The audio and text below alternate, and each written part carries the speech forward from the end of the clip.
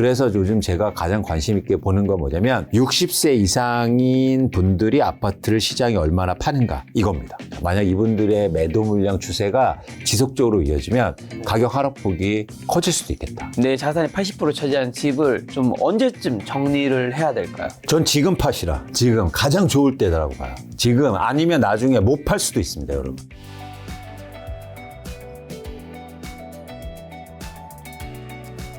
대표님에게 오늘 이제 부동산 시장 여쭤보려고 하는데 오늘 자료도 2개 준비해 오셨잖아요. 네. 어떤 자료들인가요? 일단 오늘 사실 김 작가님이 항상 제가 오면 이렇게 질문지를 착 잘 준비해 주시잖아요. 이게 너무 좋은 게 어느 방송하고 다르게 김 작가에 오면 되게 좋아요. 일단 한 장에 딱 보여줘. 이런 거 너무 좋고 항상 그러셨잖아요. 네네네. 근데 오늘 이제 준비하신 것도 말씀드리지만 좀 첨언해서 좀 관련되지만 다른 얘기를 좀 해볼까요? 저희가 오늘 조금 거창하게 한국의 부동산의 어떤 구조적인 상황을 좀 살펴볼까 합니다. 그래서 뭐 연간 전망이고 하반기에 집값이 어떻게 될 건가 뭐 이런 것도 사실 중요하지만 그거의 근저에는 뭐냐면 좀 큰 흐름이란 게 있잖아요. 그런 차원에서 한국의 부동산 구조 특히 우리나라 분들 세대별로 이 부동산 자산 구조가 좀 어떻게 되는지 좀 살펴보려고 해요. 그래서 이거는 굉장히 흥미로운 그래프인데요. 그 연령별로 자산과 부동산 비중을 조사한 겁니다. 보시면 많은 분들이 뭐 감은 있으시겠지만 정확한 수치를 이렇게 보신 적은 처음 있으신 분들 계실 거예요. 근데 잘 보시면 29세 이하부터 쭉 나와 있는데 여기서 보시면 순 부동산 비중이라고 그래서 순 자산 중에서 부동산이 차지하는 비중이에요. 76%. 그렇죠. 근데 전체 평균이 76%인데 어떻습니까? 점점 나이가 들수록 부동산 비중이 커지죠. 공교롭게도. 그런데 여기서 일단 이게 핵심이에요. 근데 고령 세대로 갈수록 부동산 비중이 높다. 거의 80%가 높습니다. 그러니까 갖고 있는 자산의 그것도 순자산의 80% 이상이 부동산이에요. 로 돼 있다는 거예요. 딱 이걸 보는 순간 김 작가님 어떤 생각이 드세요? 우리나라가 지금 고령화 시대인데 이분들이 돌아가시게 되면 집들이 되게 많이 나오겠다? 뭐 그런 생각. 그것도 그렇죠. 그것도 되게 중요한 의미고 또 하나 뭐냐면 이분들은 사실 은퇴 세대고 그리고 베이비붐 세대가 이 세대로 이제 돌입하게 되고 많은 분들이 이렇게 가는데 수입은 줄어들고 근데 갖고 있는 자산은 부동산밖에 없는 거예요. 뭔가 변화가 일어나야 사실은 삶도 영위하고 뭔가 이렇게 자산도 재편이 될 텐데 사실 핵심은 뭐냐면 그럼 이 부동산을 어떻게 해야 되지? 이게 가장 큰 고민이 될 거예요. 그러니까 우리나라가 고령화 세대로 갈수록 이 60세 이상 분들이 높은 부동산 비중을 쉽게 말해서 나 자산이 지금 예를 들어서 10억이 있는데 그중에서 8억이요. 아파트예요. 근데 이 아파트를 어떻게 할 건가? 이런 고민이 한국에서 가장 중요한 화두가 전 될 거라고 봐요. 특히 부동산이나 자산관리 측면에서. 그렇겠죠. 예. 근데 제가 생각은 이분들이 흥미로운 지점이 있어요. 여기 또 잘 보세요. 우리가 이런 얘기를 많이 해요. 고령 세대가 부동산이 많은데 빚도 많을 거다. 그런데 그렇지 않아요. 부동산 부채 비율을 보면요. 7%, 6%밖에 되지 않아요. 그러니까 빚으로 내 아파트를 막 사고 이러지 않았단 말이에요. 그렇기 때문에 사실은 이 아파트들이 쉽게 말해서 이 자산 확보를 통해서 팔면 굉장히 많은 자금이 생길 수 있다는 겁니다. 그러니까 아파트를 팔면 갚을 게 빚밖에 없어요. 그런 거하고 차원이 좀 다르다. 그래서 사실은 이 아파트를 팔고 주택을 파는 순간 자산 구조가 되게 재편될 가능성이 되게 크다는 거죠. 그런데 중요한 건 최근에 여기서 변화가 좀 일어나고 있다는 거예요. 최근에 집을 파는 분들을 조사해 보니까요. 고령 세대가 많아요. 잘 보시면 최근에 이게 서울의 아파트의 매도 물량인데요. 집을 9년 초과해서 보유한 사람들의 매도 물량이 조금씩 증가하고 있잖아요. 근데 이 속내를 살펴보면 60세 이상인 분들이 아파트 매도 물량이 많아지고 있습니다. 특히 이 매도 물량에서요. 근데 저는 그래서 이제 드는 생각이요. 뭔가 그 고령 세대들이 되면서 내가 갖고 있는 게 결국 아파트밖에 없는데 이거를 유동화하기 시작하지 않았을까? 이러면 굉장히 큰 변화입니다. 이걸 팔아야지 뭐 생활비를 쓴다는 건가요? 그렇죠. 자산도 확보하고 또 하나 뭐냐면 자산 관리도 가능한 거죠. 그러니까 자산 관리라는 게 뭐냐면 내가 아파트를 갖고 있으면 가격이 계속 오른다고 생각하면은 사실 관리할 필요가 없죠. 근데 만약에 가격 상승에 대한 기대감이 없는데 대부분 내가 갖고 있는 자산 그거밖에 없어요. 그럼 뭔가 유동화시켜서 그걸 관리해야 되잖아요. 그걸 다른 데 투자하든지 아니면 뭐 은행에 넣어놓든지 그래야 이자라도 들어오잖아요. 그런 차원에서는 뭔가 한국에 큰 변화가 일어나는 거 아닌가? 이런 생각이 좀 든다는 겁니다. 그런데 이렇게 되면요. 제가 계속 강조하듯이 부동산이라는 게 공급이라는 게 결국엔 네. 매도 물량인데 네. 이런 분들이 매도하려고 많이 내놓는 순간 시장은 공급이 굉장히 가파르게 증가할 수 있어요. 근데 사는 사람이 없으면 가격 하락폭이 커질 수 있다는 거죠. 그래서 요즘 제가 가장 관심 있게 보는 건 뭐냐면 60세 이상인 분들이 아파트를 시장에 얼마나 파는가 이겁니다. 그래서 저희가 이 지표를 여러분들이 관심 있게 보실 필요가 있어요. 만약 이분들의 매도 물량 추세가 지속적으로 이어지면 네. 가격 하락폭이 커질 수도 있겠다라고 생각하는 겁니다. 그러니까 이런 거예요. 최근에 금리가 올라서 빚을 쪼달리는 사람들이 어쩔 수 없이 판다고 이런 얘기들이 많잖아요. 근데 이거는 일시적이죠. 그렇죠. 그렇죠. 그분들 팔면은 다시 물량은 없고 네. 다시 시장은 회복될 수 있다는 네. 거죠. 그런데 이렇게 구조적으로 매도 물량이 증가하는 구간에는 사실 네. 집값 상승도 어렵고 오히려 하락할 가능성이 있다. 왜냐하면 계속 나오니까. 그럴 거 아닙니까? 네. 그렇죠. 그 전에 이런 얘기 안 하시고 왜 이제 이번에 김작가 TV에서 이제 이전에도 수많은 촬영이 있었잖아요. 그때 이런 얘기는 안 하셨던 것 같은데 제가 다른 데서도 이야기 안 하고 오늘 사실은 처음 이제 말씀드리는 거예요. 이번에 처음 자료를 찾으신 건가요? 그렇죠. 자료를 만들고 네. 이 자산 배분에 대해서 이유는 뭐냐면 변화가 있기 때문입니다. 그분들이 이렇게 매도 물량을 많이 증가시키기 시작한 게 최근이에요. 그러니까 그 이유를 저희가 파악해 봐야 되잖아요. 자산 시장을 분석하고 전망할 때는 여러분들이 새로운 일에 대해서 관심을 많이 가지셔야 됩니다. 그렇잖아요. 그동안 있던 거 말고 새로운 일이 생기기 시작했어. 그럼 그게 어떠한 변화를 일으키는지 관심을 가져야 되는데 한국의 지금 부동산 시장에서 이게 새로운 변화라는 거예요. 네. 그래서 고령 세대가 아파트를 팔기 시작하면 쉽게 말해서 그러면 과거하고 없던 변화가 일어날 수 있다는 겁니다. 그래서 매도 물량의 영향을 크게 미칠 수 있다는 거죠. 네. 그런데 그 와중 속에서 사실 지금 집값이 많이 올랐잖아요. 네. 아파트 가격이. 근데 이 지표를 한번 보세요. 서울 아파트 구입 물량 지수라는 건데요. 쉽게 말해서 2022년 기준으로 3으로 떨어지지 않았습니까? 근데 이게 지금도 계속 유지되고 있는데 지수가 3이라는 건 뭐냐면 서울의 아파트의 100채 중에서요. 중간 소득의 가구가 대출을 최대한 받아서 살 수 있는 아파트가 3채밖에 안 된다는 뜻이에요. 그만큼 비싸다는 건가요? 그렇죠. 그만큼 뭐가 없다? 수요가 없다는 거예요. 수요가 줄어들었다. 왜요? 네. 가격이 올랐으니까. 가격이 오르면 모든 재화의 수요가 떨어지잖아요. 그래서 수요는 줄어든 상황 속에서 아까처럼 새로운 공급이잖아요. 뭐냐면, 그렇죠. 그렇죠. 고령 세대의 공급이 증가하면 어쩌면 저희가 과거하고 없던 그런 시장 변화도 저희가 볼 수 있지 않을까 이런 말씀을 좀 드리고 싶은 겁니다. 뭐 근데 지금 말씀하신 고령세대의 매도 물량이 이제 증가해서 집값에 큰 영향을 주는 거는 지금 이미 시작된 건가요? 아니면 앞으로 이제 먼 미래 한 몇 년 뒤에 일어난다는 건가요? 최근에 보시면 예를 들어서 고령 세대가 지난해의 같은 월에 그러니까 예를 들어서 500가구를 팔았다면 500채를 팔았다면 지금은 1000채를 팔고 있습니다. 그러니까 절대 규모가 많이 증가한 건 아니지만 일단 2배가 증가하고 있어요. 그래서 저희가 조심스럽게 네. 뭔가 변화가 일어나고 있다라고 생각해 보는 거죠. 시작된 거 아닌가? 그러면 저희가 그동안 얘기했던 게 좀 많이 틀려질 수 있습니다. 어떤 것들이 좀 틀려질까요? 장기 불황이 올 수도 있죠. 가격이 제가 이런 말씀 많이 드렸잖아요. 네. 가격이 빠지면 빨리 회복할 수도 있어. 그래서 그때 여러분 집을 그때 샀자. 그런데 만약 이런 추세가 계속적으로 이어지면 집값이 의외로요. 부동산이 장기 침체에 빠질 수도 있어요. 팔 사람이 계속 나오는 거야. 그렇죠. 그렇죠. 그래서 이런 변화를 저희가 계속 좀 보실 필요가 있어 보입니다. 근데 이렇게 되면요. 우리가 보는 관점이 완전히 달라져요. 네. 예를 들어서 이런 거죠. 이렇게 아까 한 번 더 볼게요. 나이가 들수록 부동산이 비중이 증가하잖아요. 네. 그럼 어떻게 해왔을까요? 자산의 흐름을 내가 나이가 먹으면서 쉽게 말해서 이런 거죠. 간단하게 얘기하면 경기 수도권에 살았어요. 30세 결혼해서. 그럼 집값이 오르면 어떻게 됩니까? 그 집을 팔고 서울로 들어와요.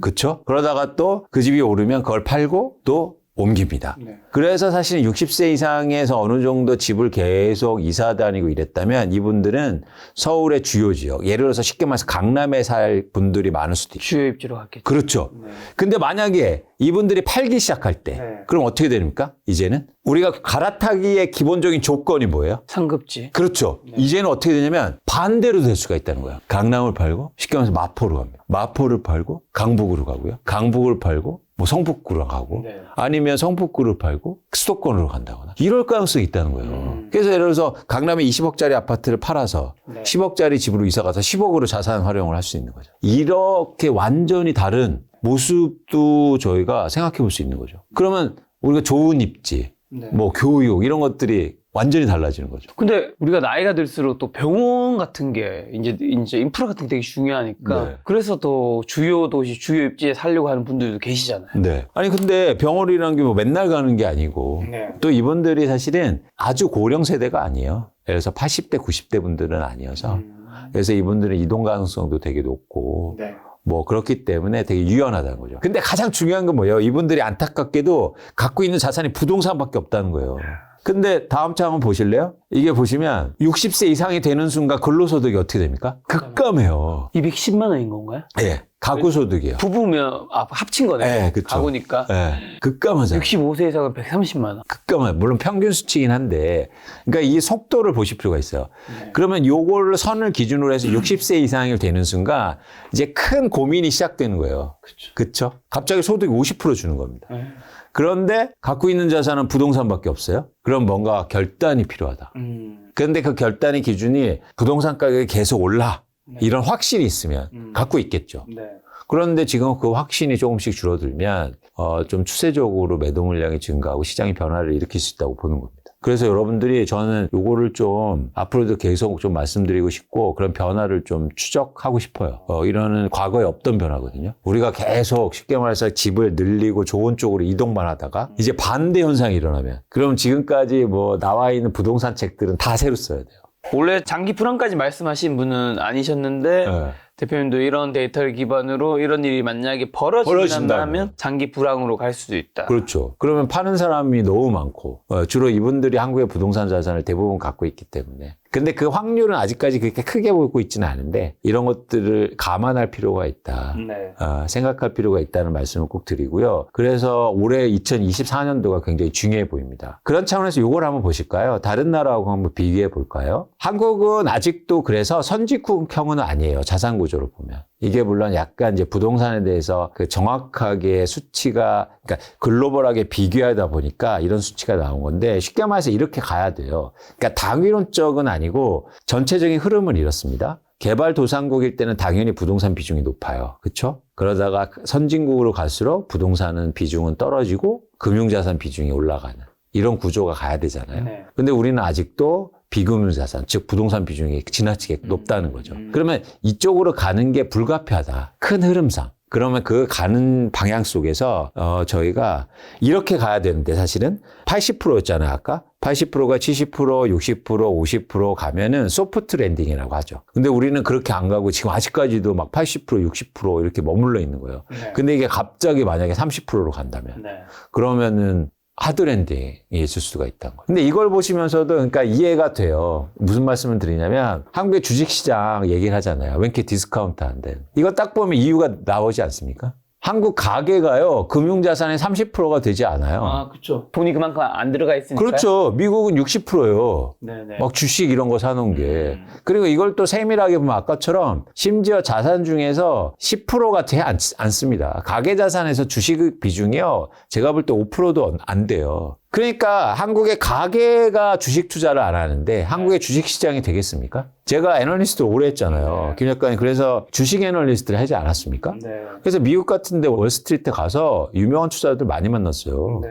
그래서 만나서 제가 막 한국 주식들 좋다고 이런 회사 사시죠. 그러면 그 사람들이 뭐라고 하는 줄 아세요? 야, 니네도 안 사는데 왜 나보고 사라고 그래. 한국 사람도 한국 주식을 안 사는데 네.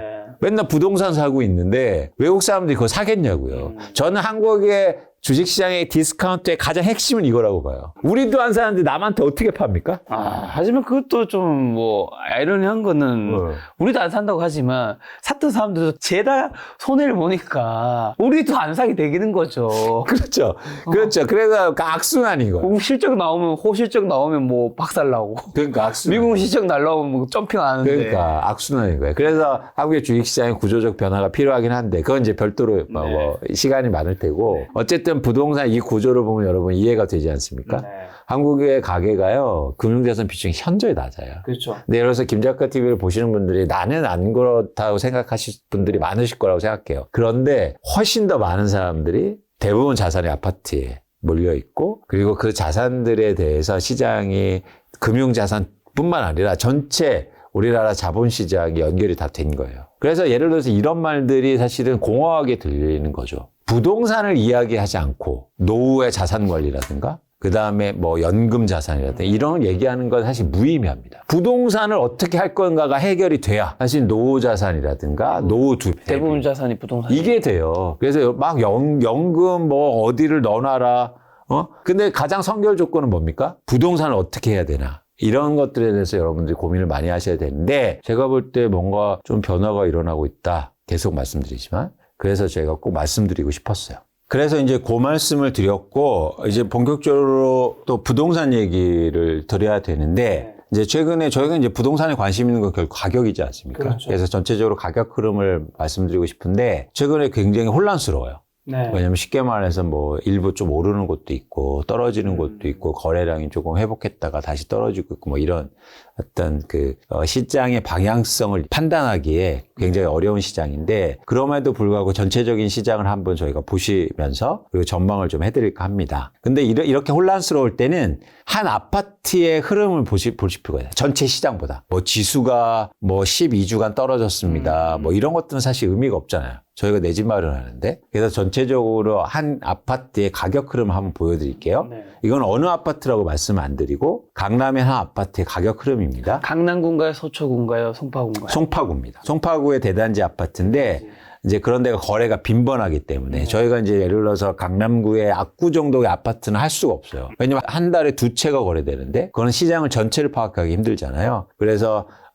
저희가 이렇게 대단지 아파트의 거래가 빈번한 30평대 아파트를 쭉 조사해 보면 예를 들어서 이게 최고점이 23억 8천만 원에 거래되다가 10억 8천만 원으로 떨어졌죠. 네. 그러다가 지난해 2023년도에 이게 쭉 회복이 돼요. 그다음에 21억 3천으로 고점 찍고 그다음에 19억으로 최근에 호가가 거래되고 있고 뭐 이렇게 거래가 됐습니다. 네. 뭐 이런 상황이에요. 그래서 여러분들이 이렇게 보시면 많이 올랐다가 한번 팍 떨어졌다가 지난해 이제 가격이 또 회복했다가 최근에 다시 조금씩 떨어지고 있는 분위기다. 그래서 이제 지금 전망이 중요한 거죠. 이게 다시 이렇게 올라갈 거냐 아니면 떨어질 거냐.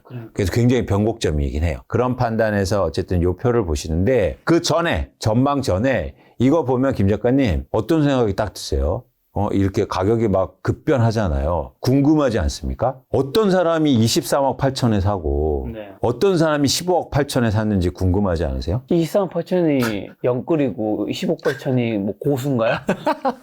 그러니까 이게 불과 2년 차인데요. 그렇죠. 누군가는 이 똑같은 아파트를요 8억을 싸게 사요. 그러니까요. 누군 8억을 비싸게 사고. 그래서 저는 계속 웃으시는 거는 제가 그때 샀다는 얘기 또 하고 싶어서 그런 건가요? 아니야. 그래서 궁금한 거예요. 아까 말씀하신 것처럼 이게 영끌했나? 아니면 이 사람은 진짜 고수인가?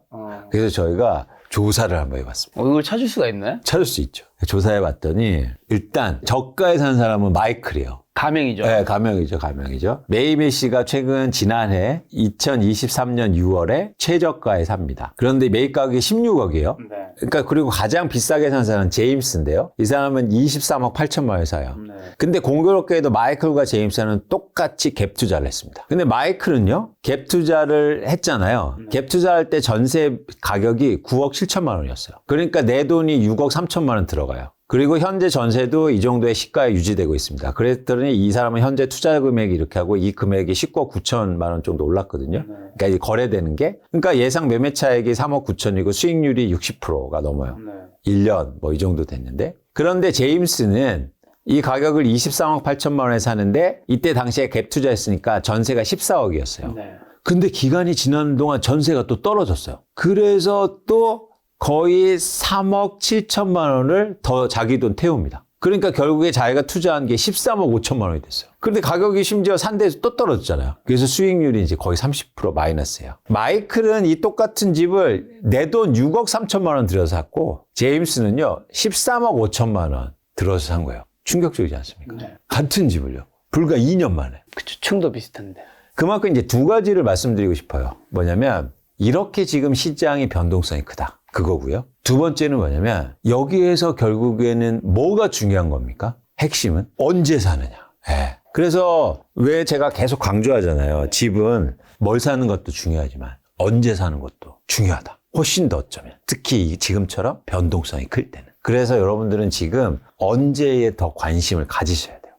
뭐보다. 근데 우리는 아직도 관성적으로 어디 사야 되는데 이 질문만 하고 있다는 겁니다. 네. 그래서 제가 계속 말씀드리잖아요. 사실 이렇게 시장이 특히 가격이 하락하고 변동성이 클 때는 언제에 대해서 여러분들이 많이 고민하셨으면 좋겠다. 네. 그래서 그런 시점은 많은 분들이 이렇게 또 여쭤봐요. 야, 그거 어떻게 알아? 그러니까요. 그거 알면 돈 벌지.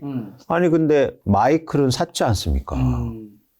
마이클은 샀는데 저희가 왜 못해요? 할 수 있다. 그래서 그런 차원에서는 저희가 언제 웬에 대해서 관심을 많이 가지실 필요가 있다는 거고요. 그런 측면에서 흥미로운 또 그래프를 하나 보여드릴게요. 이거는 한국의 다주택자들이 보유한 아파트들이 증감한 현황입니다. 쉽게 말해서 2013년부터 한국의 아파트 가격이 오르기 시작했는데 이때 이후로는 계속 다주택자들이 집을 늘려만 갔어요. 네. 그렇죠? 그러다가 2021년도에 다주택자가 갖고 있는 아파트가 갑자기 훅 줄어듭니다. 왜일까요? 보유세가 올라서 물론 그런 요인도 있겠죠. 그런데 중요한 건 2021년도가 집값이 가장 비쌌을 때예요. 아까도 보시면 그런 전체적으로 한국의 집값이 가장 고점일 때 네. 아까 제임스도 2021년도에 집을 산단 말이죠. 근데 그때 다주택자들은 오히려 집을 팝니다. 집값이 비쌀 때. 그러다가 2022년도에 오히려 집을 늘려요. 네. 이때는 언제냐면 집값이 또 빠졌을 때. 그러니까 사실은 이렇게 다주택자들을 보면 이 사람들은 언제에 더 관심이 많은 거죠.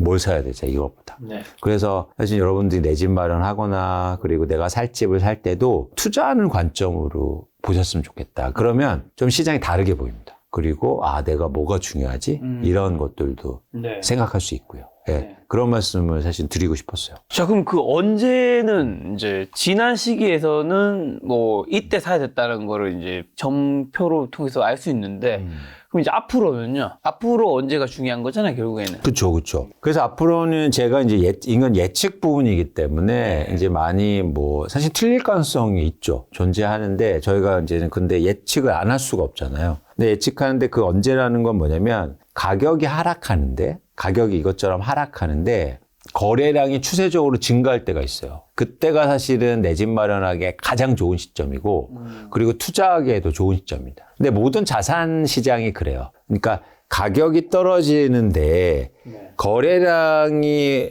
붙는다는 건 뭐냐면 그 가격에 살 사람이 있다는 거거든요. 그러면 그때부터 가격은 다시 회복하고 그리고 상승할 수 있다는 거예요. 그렇죠. 그래서 여러분들이 거래량을 굉장히 관심 있게 보실 필요가 있어요. 저는 이 말씀을 계속 강조드립니다. 그게 뭐 2년 전이건 3년 전이건 거래량이 중요하다. 지금 그 거래량은 어떻게 되나요? 거래량 보시면 이제 서울 아파트 거래량을 말씀드릴게요. 지난해에 이렇게 가격이 좀 오르고 그랬을 때 월간으로 해서 3,800건 정도 거래량이 됐어요. 그러다가 지난해 말에 1,800건에서 1,900건으로 줄어들어요. 그러다가 1월에요. 2,200건 이상으로 올라요. 그러면 이제 거래량 증가했네? 이렇게 볼 수 있잖아요. 그런데 제가 볼 때 이게 추세적일 가능성이 적어 보입니다. 이유는 뭐냐면 그러니까 제가 거래량 증가한다는 게 한 달 증가한다는 게 아니에요. 이제 추세적인 흐름을 보이는데 그래서 2월 거래량도 사실 중요하죠. 근데 2월 거래량이 1월 거래량보다 저는 증가하기는 굉장히 어렵다라고 보고 있고요. 그게 뭐 영업일수를 고려하지 않더라도 일별로 하더라도 그 이유는 일단 1월에 거래량이 증가한 이유는 가격이 빠진 것들 즉 금매라든가 이런 것들이 거래된 이유가 좀 컸어요. 그리고 1월에는 또 어떤 것들을 여러분 꼭 고려하시냐면 공공주택이라든가 뭐 청년주택 이런 것들이 1월에 또 계약을 해요. 이게 넘기면서 소유주한테 그러면서 그런 어떤 공공거래들이 좀 있었다. 네. 근데 그런 것들을 감안하면 2월에 거래량이 추세적으로 증가하기 좀 힘들어 보입니다. 최근에 2월 달에 수도권 부동산 시장은 좀 어떤 상황이고 지금 사람들 심리는 어떤 편인 것 같아요? 요즘에 사실 전 주변에서 부동산 이야기는 진짜 많이 들어갔더라고요. 그렇다고 뭐 시장에서 얘기 들어봐도 뭐 그렇게 크게 떨어진 것 같지도 않고 오른 것 같지도 않고 그냥 약간 되게 재미가 없어져 버린. 맞아요. 사람들 시선이 이제 주식, 코인 폭등하고 있다. 그 이유는 살려는 사람이 없기 때문이야. 아까 제가 말씀드렸죠. 그러니까 가격이 너무 급등하고 감내할 만한 수요가 없다 보니까 수요가 줄어들으니까 시장의 관심도가 떨어졌죠. 근데 누가 부동산에서는 살 사람이 없어도 계속 관심을 가질까요? 어쩔 수 없이 관심 갖고 있는 사람. 결혼하는 사람들? 뭐 그럴 수는 있죠. 근데 집을 갖고 있는 사람들. 갖고 있는 사람들은 관심을 안 가질 수가 없죠. 그렇죠. 그리고 아까처럼 내 자산의 대부분이 아파트인 사람들은 네네. 계속 관심을 가질 거잖아요. 근데 그분들의 흐름은 이런 거죠. 아, 나 지금 팔아야 돼? 아, 말아야 돼? 오를까 말까? 그러니까 서로 수요는 없고 파는 사람들이 뭔가 적극적으로 팔려고 하진 않으니까 시장이 지금 정체되어 있는 상황입니다. 근데 큰 흐름은 있어요. 뭐냐면 다시 매도 물량은 증가하기 시작해요. 그래서 오늘 수치로 해서 서울 아파트가 8만 건을 넘어서고 있는데 그러면 매도 물량이 다시 증가하고 있다는 건 집을 갖고 있는 사람들이 팔려는 그런 물량이 또 증가하기 시작했다는 겁니다. 그러면은 매도 물량 증가는 공급 증가잖아요. 그렇죠. 그러면은 가격이 다시 하락할 수도 있다는 거죠. 단기적으로 봐도. 그게 지금 하락은 그러면 하반기부터인 건가요? 저는 그럴 가능성이 커요. 네, 그럴 가능성이 크다는 거죠. 왜냐면 처음에 물건을 내놓을 때 바로 가격을 내려서 내놓진 않습니다. 그렇죠. 그렇죠? 그러다가 거래가 안 되면 내려가기. 그래서 첫 번째 과정은 이제부터 매도 물량이 증가하는데 거래가 안 될 거예요. 거래량이 다시 감소하죠. 그러면은 누군가 가격을 낮춰서 파는 사람들이 증가할 테고 그게 올해 하반기로 예상하고 있습니다. 근데 말씀하신 이제 매물이 결국 이제 공급의 하나인 건데 공급에 신규 공급도 있잖아요. 네. 2024년, 26년 공급에서 서울 입주 물량이 너무 없어서 네. 상생 얘기하신 분들 이제는 하반기 내년부터는 다시 집값 좀 올라간다 이렇게 얘기하시는 분들도 있잖아요. 실제 그 얘기는 투자하시는 분들 쪽에서는 얘기 좀 많이 하긴 하던데. 그런데 서울에 특히 입주 물량이 집값을 결정하는 건 아니에요. 제가 단언하게 말씀드리는 건데 뭐냐면 집값을 결정하는 공급은 집을 갖고 있는 사람들이 시장에 내놓는 매물의 양입니다. 입주가 아무리 줄어도요. 쉽게 말해서 집을 갖고 있는 사람들이 시장에 팔려고 많이 해요. 그럼 집값은 떨어질 수 있다는 거죠. 그게 어디에서 나타나냐면 저희가 2011년, 12년, 13년도가 서울의 아파트 가격이 가장 많이 빠지는데 그때 입주 물량도 예를 들어서 3년 전, 5년 전보다 거의 바토박 수준이었습니다. 근데 입주 물량이 준다고 해서 집값이 올랐냐? 아니요. 더 빠졌다고요. 이유는 뭐냐면 집을 갖고 있는 사람들이 팔려고 막 하니까. 그래서 입주 물량과 집값을 연결시키기는 사실은 제한적이다. 그래서 여러분들이 입주 물량 준다고 해서 너무 걱정하시거나 특히 무주택자분들 그러실 필요는 없다는 겁니다. 그 작년에 집값이 올랐던 거는 정부의 특례 대출 같은 것도 있었잖아요. 그렇죠, 그렇죠. 신생아 특례 대출도 이제 영향 좀 작그나마 영향 미친다고 많은 분들이 얘기는 하시던데 작년만큼은 금액이 크지 않으니까. 그렇죠. 현황을 근데 볼 필요가 있는데 일단 특례보금자리 주택은 전 세대에 걸쳐서 좋잖아요. 그렇죠. 그렇기 때문에 일종의 수요가 많을 가능성이 있는 거고 이거는 제한돼 있잖아요. 조건이. 네. 그래서 이제 해당되는 분들이 많지 않고 또 하나 신생아를 낳으신 분들은 자산 규모가 적을 가능성이 크지 않습니까? 그래서 막 아기 낳았다고 해서 집을 바로 사거나 이러기 좀 힘들지 않느냐 보고 있는 거예요. 그래서 이제 그런 것도 현황으로 나타나고 있는데 최근 신생아 대출이 대출된 이후로 지금 한 달 정도가 지나가고 있는데 3조 원 정도가 대출됐어요. 근데 그중에서 신규 구입자금 대출이 20%밖에 안 됩니다. 그 나머지는 다 대환 대출이에요. 기존의 고금리 대환하고. 그러니까 그게 신규 수요를 불러일으키는 신생아 대출이 아니라는 거죠. 그래서 시장이 큰 변화를 일으키지 못하고 있는 상황입니다. 정부의 미분양 주택은 조금 더 늘어나고 있나요? 미분양 주택 증가하고 있죠. 특히 지방을 중심으로 해서. 그래서 건설사들이 다시 분양 물량을 증가하고 있으니까 근데 분양가가 너무 비싸고 시장이 안 좋다 보니까 미분양이 다시 6만 가구 밑으로 떨어졌다가 6만 가구 이상으로 올라가고 있는 상황입니다. 그럼 올해는 정부가 부동산 정책 좀 어떻게 할까요? 이제 다음 달이 벌써 총선이죠. 총선이 되게 중요한데 총선 여부에 따라서 이제 부동산 정책이 좀 달라질 수 있는데 일단 한국의 지금 부동산 정책은 쉽게 말해서 완화책은 대부분 나왔어요. 대출이든 그게 규제 완화든 분양가 상한제든 어쨌든 이런 어떤 투기 지구 지정이든 법을 필요치 않는 규제 완화는 다 단 상태야. 이게 남은 건 사실은 예를 들어서 총선 이후로 만약에 정책이라고 하면 법을 통한 이게 정책 변화 이런 것들이 있을 수 있잖아요. 대표적으로 이런 거죠. 취득세를 완화해준다. 이런 것들은 사실 영향을 미칠 수 있죠. 그래서 총선을 보면서 정책 예측을 해야 되는데 저희가 이제는 총선 예측은 사실 힘든 거니까. 누가 할지 모르니까. 그건 대응하는 영역입니다. 혹시 어디가 되냐가 집값에 어떤 영향을 미치나요? 근데 그런 측면에서 이거 한번 더 볼게요. 이 세대별로 자산 비중이잖아요. 이거 한번 다시 한번 보자고요. 그러니까 일단 우리나라는 이제 두 당이 있지 않습니까? 그렇죠. 두 당이. 두 당이. 근데 연령별로 지지도가 되게 다르잖아요. 나이 드신 분이 아무래도 보수 쪽이고. 그쵸. 네, 나이가 젊으신 분들이. 그리고 나이가 젊으신 분들은 뭘 해야 됩니까, 앞으로? 이걸 보면 부동산을 계속 사나가야 되잖아요. 그렇죠. 그렇죠? 이렇게 사나가야 되잖아요. 네. 그렇기 때문에 이쪽은 사실은 뭘 원하냐면 부동산 가격이 쉽게 말해서 떨어지는 걸 떨어지길 원해요. 원한다. 근데 이분들은요. 오르길 원하죠. 오르긴 원하죠. 네. 자기 자산의 80%가 부동산이니까. 이거는 제가 뭐라고 하는 게 아니에요. 당연한 거. 당연한 거죠. 당연한 거죠. 내 이해관계인데. 그렇죠. 그러면 어떻게 되겠습니까? 예를 들어서 보수 쪽이 이기면 당연히 이쪽에 좀 힘을 쓰지 않겠어요? 예, 반면에 제가 이제는 막 이렇게 가려는 건 아닙니다. 그냥 이걸 그럴 확률이 있다. 네, 인지상정? 뭐 이 정도로 하시죠. 아니, 뭐 제가 이거 예측 영역은 아니니까 그럴 가능성이 있지 않을까. 법적인 얘기해 주셔서 일단은 강남 그럼 상구는 지금 어떤 상황인가요? 아까 전에 송파구 말씀해 주셨는데 강남과 서초구는 좀 어떤 상황이에요? 집값이? 같은 분위기예요. 이제 정체돼 있죠. 네. 크게 이제 거래가 없고 그리고 가격이 빠지거나 오르고 있는 상황은 아니고 계속 전 뭐 이런 말씀 많이 하시잖아요. 눈치 보고 있다. 산 사람들이 눈치를 보는 것보다 팔 사람들이 눈치를 살 사람들이 보는 눈치를 보고 시장 있다. 상황. 근데 그 중에서 어디인지 정확하게 기억 안 나는 토지거래 허가구역이 3년의 기간이라서 이제 올해 풀린다고 제가 들었던 것 같은데. 네, 네. 그게 강남구였나요? 그렇죠. 강남 3구, 용산구 이런 데가 네. 지금 토지거래 허가 구역에 잡혀 있는데 일부 지역에 그런 기한이 될 수가 있습니다. 그런데 글쎄요. 풀리는 게 집값에 영향을 준다고 뭐 기사에서 본 것 같은데. 근데 그동안 이제 그 기한이 와도 또 연장을 해왔고 이렇기 때문에 그것도 이제 정책의 영역이겠죠. 예, 이런 지역을 과연 풀어줄 수 있느냐. 뭐 대표님은 지금 못 풀어줄 거라 보신다는 건가요? 그건 예측하는 영역이 아니어서 제가 뭐라고 말씀드리기가 힘듭니다. 근데 그동안의 관행을 보면 쉽게 풀어줄 수 있는 문제는 아니에요. 그런데 이제 중요한 게 있어요. 뭐냐면 그렇게 되면 그 지역에 투자자들이 들어와야 사는 거잖아요. 근데 풀어준다고 해서 막 그 집을 막 투자자들이 가서 살 거다? 전 그렇게 보고 있지는 않아요. 투자자들이 왜 살까요? 오를 거를 보고 살 거 아니에요. 그러니까 거주하는 사람들은 아니니까. 그렇죠? 거주하는 사람들은 규제가 있어도 살 수 있잖아요. 네네네. 근데 투자하는 사람들은 결국에는 투자 목적으로 사는데 지금 강남 3구의 집을 이 가격에 사서 돈을 벌 수 있을까? 라고 기대하는 사람은 전 많지 않아 보입니다. 이건 그냥 제 뇌피셜이에요. 어떤 지표가 있는 건 아니에요. 근데 그 증거는 뭐냐면 거래량이 감소했다는 건 전형적으로 수요가 증가하고 있지 않다는 얘기니까 살 사람이 많지 않다.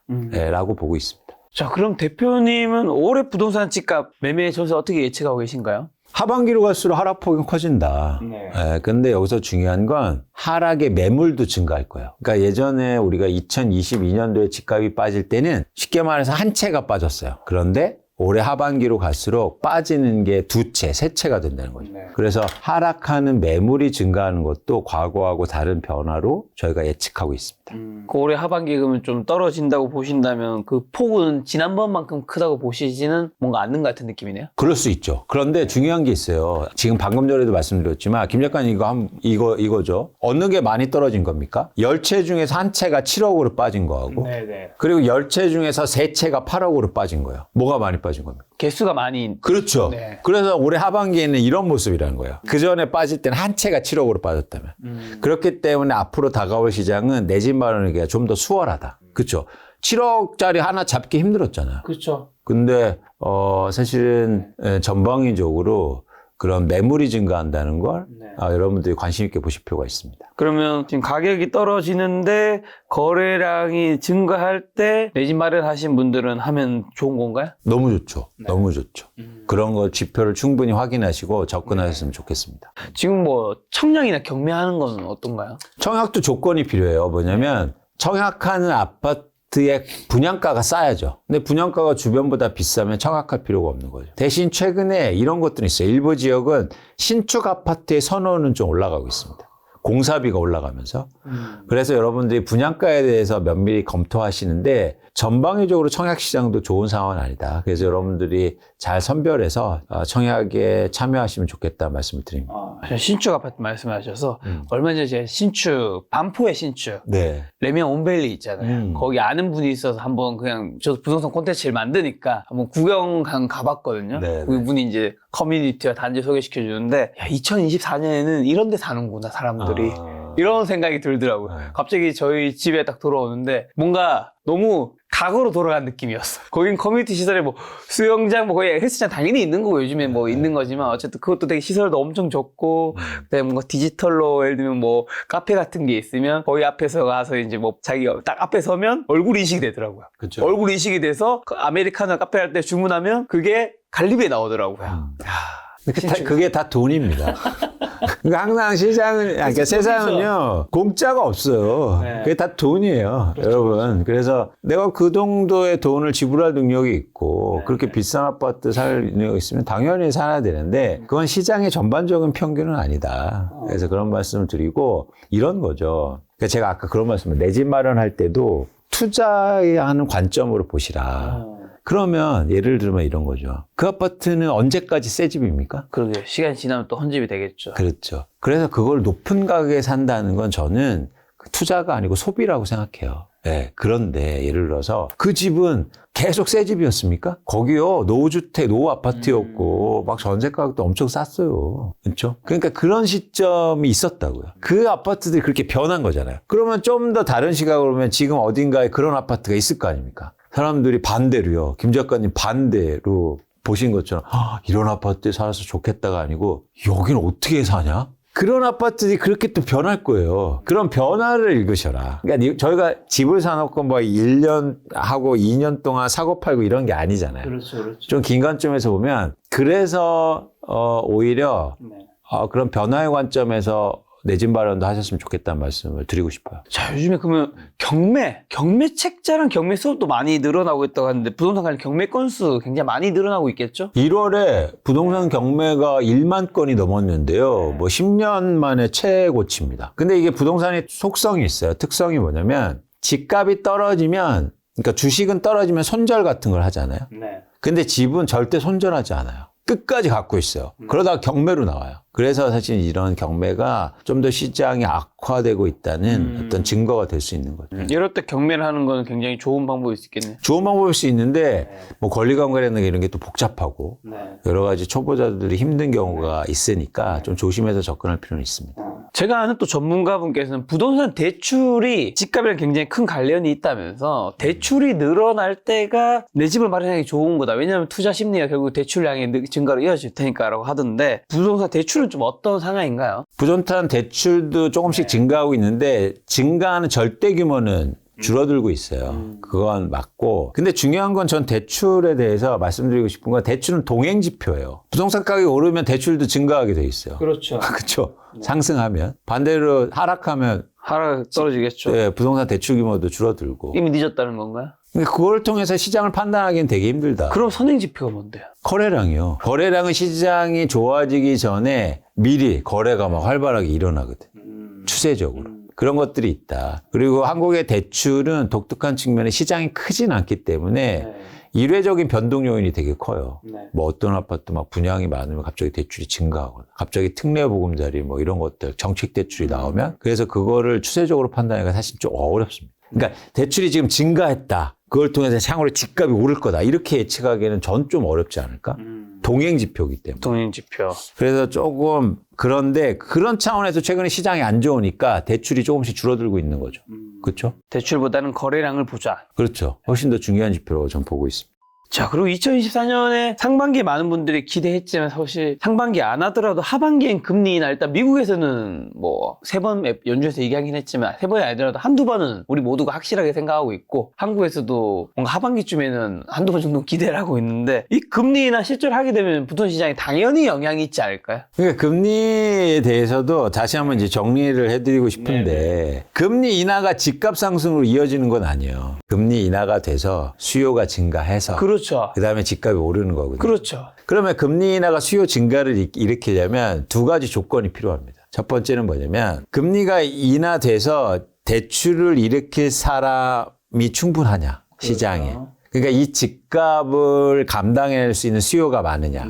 근데 그런 차원에서 아까 제가 말씀드렸잖아요. 제한이 있을 수 있다. 그리고 두 번째는 그럼에도 불구하고 금리 인하폭이 크면 과거처럼 막 3%에서 막 1%, 그다음에 제로 금리까지 가면 갑자기 수요가 폭발적으로 증가할 수는 있죠. 근데 그걸 예측하는 게 아니잖아요. 그래서 금리의 인하폭이 제한적이지 않습니까? 뭐 많아봤자 0.5% 포인트 뭐 이 정도. 그렇게 하락폭이 크지 않을 때는 사실은 주택 수요를 막 불러일으키기 힘들다고 전 예상하는 네. 거예요. 그래서 여러분들이 동일한 등식을 대입하지 마시라. 금리 인하되면 집값이 오를 거야. 아닙니다. 금리 인하폭이 커야 되고요. 네. 금리가 인하되더라도 인하돼서 누군가 대출을 많이 일으켜야 되는데 한국의 지금 부동산 시장 구조는 거기에서 좀 멀어져 있다. 아까 제가 말씀드린 것처럼 2010년도, 11년, 12년도에 한국의 부동산 가격이 많이 빠질 때도 보면 금리가 떨어져요. 경기가 안 좋으니까 그때 주택담보대출이 7%에서 3%로 떨어지는데 왜 주택가격은 빠졌습니까? 그건 금리를 내려도요, 누군가 집을 안 샀기 때문이에요. 그래서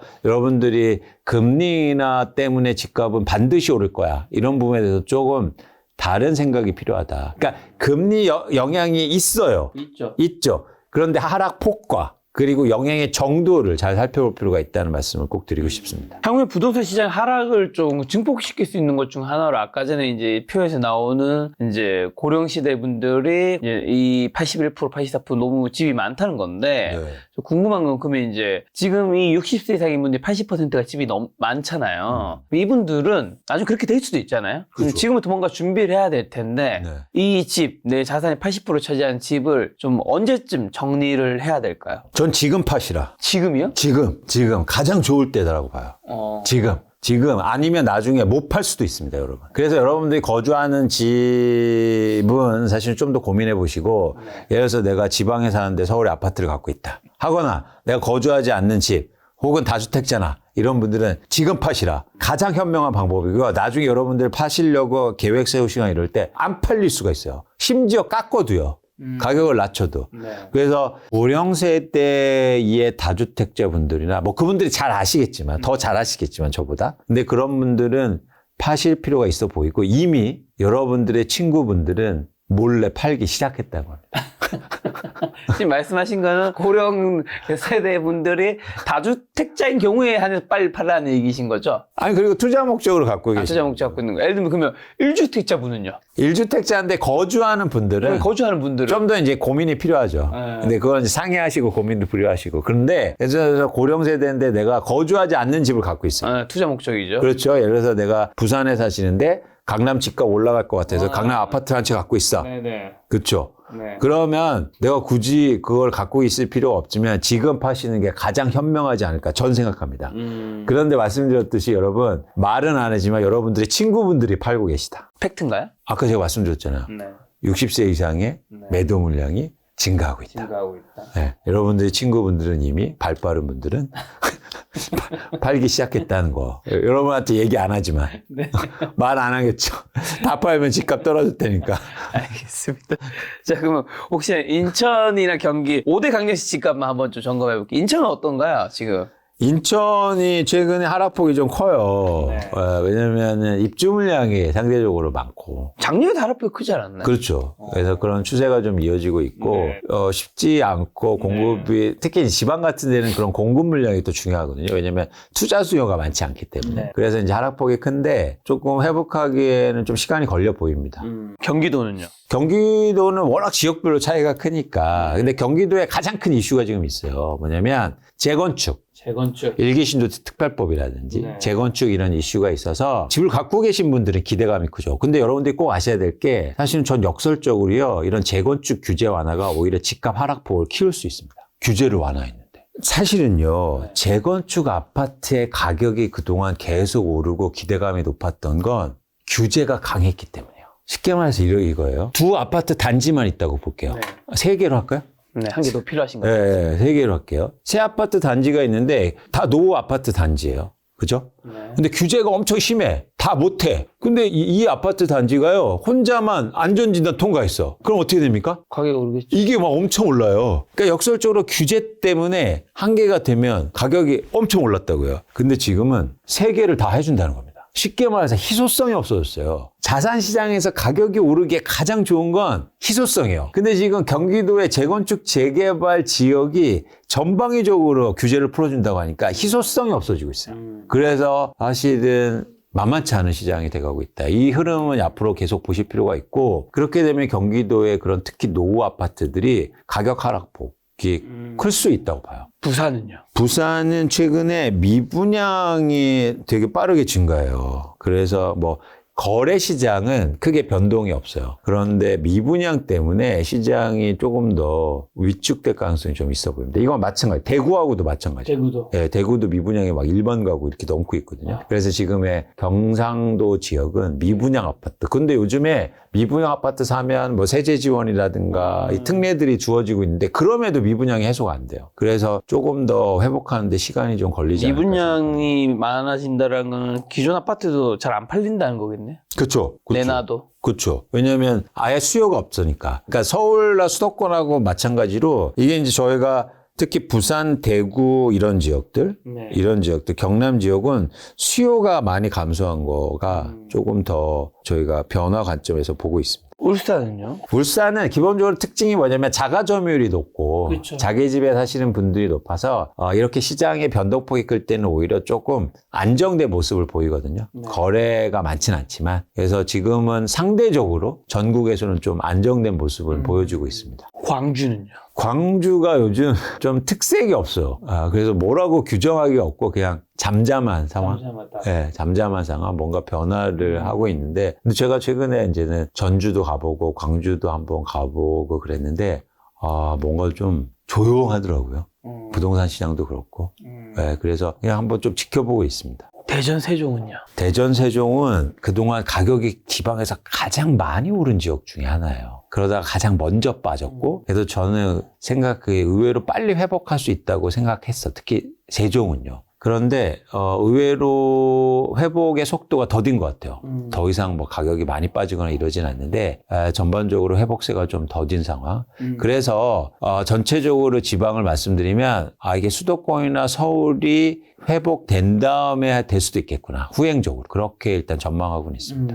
자, 그럼 지금 같은 상황에서 1주택자분들은 가만히 있으면 되는 건가? 아니면 갈아타기 해야 되나요? 아니요, 저는 지금 상황에서, 지금 시점에서 갈아탈 이유는 없다고 봐요. 갈아탈 이유가 없는데, 아까처럼 마찬가지로 무주택자가 내 집을 마련하는 것처럼 하반기로 가고 하락폭이 커지면 내 집이 떨어짐에도 불구하고 좀 더 여러분들이 더 원하는 집이 있으면 갈아타기 하시는 것도 좀 좋은 방법이다. 그리고 갈아타기가 가장 좋을 때는 그러니까 정석이라는 게 있어요. 정석은 집값이 오를 때 갈아타기 하는 게 맞습니다. 그런데 뭐 집값이 오를 때요? 네. 그러면 예를 들면 내 집이 보통 이게 갈아타기 기본 그거는 이제 전제는 상급지로 더 갈아타는 거니까 그렇죠. 내 집이 10억이야. 여기 15억이야.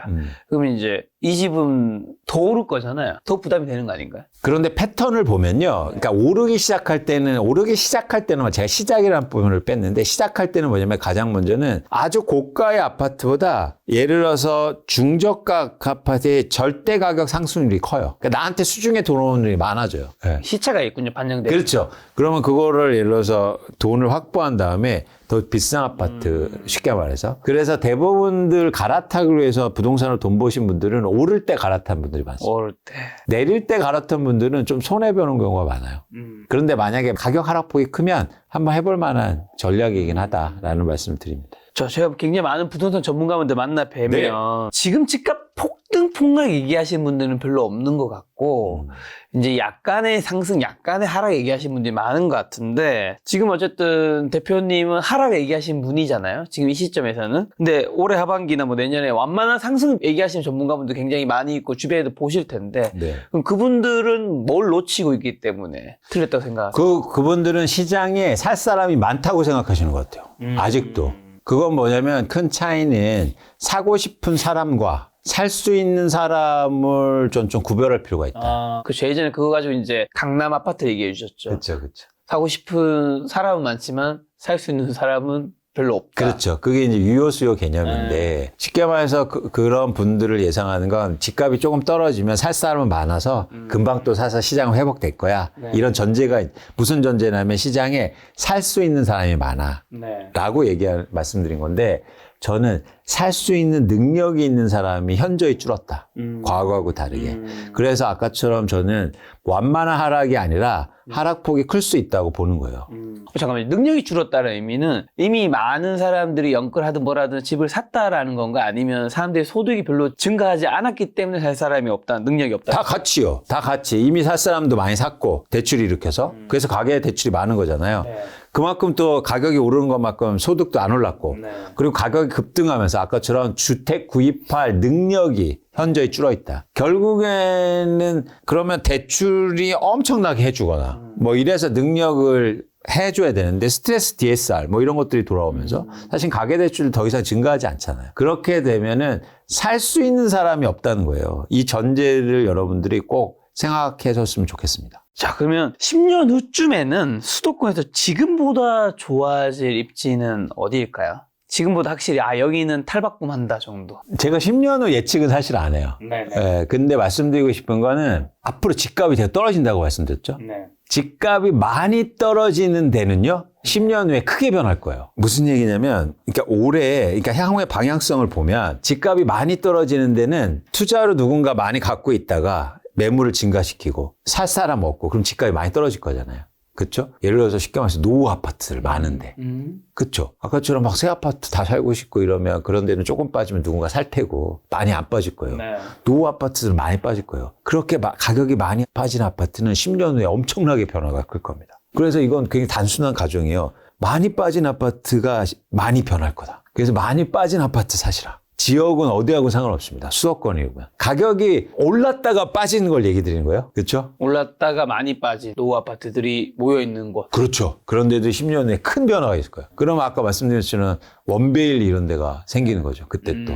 그렇죠. 네. 그럼 막 UAM 날라다니고 막. 근데 지금 10년 후에 원베일리가 얼마나 변했겠습니까? 그 수영장. 안 변했겠죠. 안 변했죠. 그대로겠죠. 안 변했죠. 네. 그거예요. 근데 원베일리 가격 빠질까요? 안 빠지죠. 안 빠지겠죠. 많이 안 빠지죠. 네. 왜냐면 그거 다 좋아하니까. 네. 그런데 변화가 없는 거예요. 근데 가격이 많이 빠지면.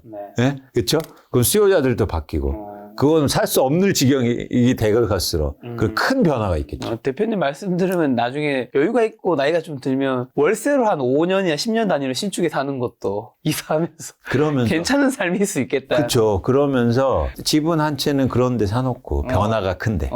그것도 좋은 방법이죠. 네. 그리고 한 가지 궁금한 건 제가 알기로 이제 우리가 생각했을 때 부자는 이제 강남 상구 이렇게 생각하는데 진짜 부자들은 강남 아니고 평창동이었나요? 그렇죠. 성북동 그다음에 이태원 그 뒤편인가요? 어디 있는 거죠? 그 단독주택지가 워낙 또 많으니까 네. 그런 지 요즘 뭐 성수동에도 많고, 성수동. 그다음에 용산에도 좀 많이 네. 또 사시고, 네. 뭐 곳곳에 또 있어서 또 그 진짜 잘 사시는 분들은 거주 연한이 길잖아요. 한 집에 사는 이사 잘 안 가고 왜요? 거기에서 돈 벌었으니까 거기에서 그래서 잘 이사 많이 안 다니세요. 뭐 제가 듣기로도 진짜 약간 고급 빌라나 고급 주택 같은 데는 이전 사람이 여기서 잘 돼서 나갔냐 안 됐냐가 엄청 좋아요. 되게 중요한 포인트로 엄청 좋아요. 그래서 여러분 제가 요령 하나 드릴게요. 여러분들이 사시는 그 전월세 이런 임차가 새로운 임차인이 와야 나도 나갈 거 아니에요. 그렇죠. 그래서 집 보러 오잖아요. 그러면 꼭 이 말씀 하세요. 뭐라고? 제가 여기서 잘 됐어요. 제가요 여기 다니면서 저기 직장도 연봉이 몇 배 상승했고 그러면 그 임차인 바로 계약합니다. 한국 사람들 약간 그런 거 좀 저는 있다. 중요하다. 중요하다. 중요하다. 그래서 그분들은 이사 많이 안 다녀요. 거기서 잘 됐는데. 김 작가님도 이사 많이 안 다니지 마세요. 거기서 잘 됐으니까. 알겠습니다. 자, 마지막으로 그러면 2024년 한국 부동산 시장에 찾아올 주요 변화랑 투자 기회만 한번 좀 찝어주신다면요. 말씀드렸듯이 하반기로 갈수록 하락하는 매물의 양이 증가한다. 네. 그래서 이런 기회는 10년 만에 오는 기회다. 네. 여러분들이 내 집 마련하시는데 계획 잘 세우시고 내 집 마련했으면 좋겠다는 말씀을 드리고요. 내 집 마련할 때는 미래를 보시라. 현재 내가 거기 수영장 너무 좋네. 거기 편의시설 너무 좋네. 사실 이거는 10년 후에서 계속 좋습니까? 아니요. 그렇죠. 변화를 보시면서 내 집 마련하셨으면 좋겠다는 말씀을 꼭 드리고 그럼 여러분들의 노후 생활이 완전 달라질 수 있습니다. 그래서 꼭 생각하세요. 10년 만에 오는 기회입니다.